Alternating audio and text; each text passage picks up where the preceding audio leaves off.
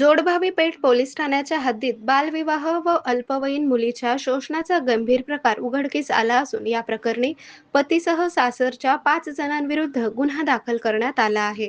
पीडित मुलगी विवाहासाठी पात्र नसतानाही आरोपीने तिच्याशी विवाह केला. त्यानंतर तिच्यावर सातत्याने अत्याचार केला. दरम्यान 23 एप्रिल 2026 रोजी सोलापूर येथील सिव्हिल हॉस्पिटलमध्ये पीडितेने एका मुलीला जन्म दिल्यानंतर हा प्रकार समोर आला.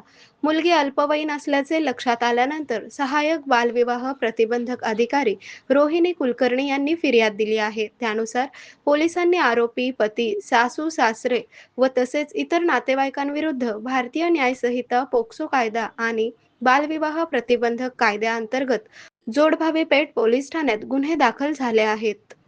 आरोग्य म्हणजे केवळ औषध नाही, तर निसर्गाच्या योग्य उपचारांनी मिळणारी खरी आरामदायक अनुभूती. सोलापूरमध्ये निसर्गोपचाराचं विश्वासाचं नाव लिमये निसर्गोपचार केंद्र. इथे उपलब्ध आहेत विना औषध उपचार पद्धती, ॲक्युप्रेशर, ॲक्युपंक्चर, कपिंग आणि मसाज थेरपी. सर्व प्रकारच्या आजारांवर निसर्गाच्या माध्यमातून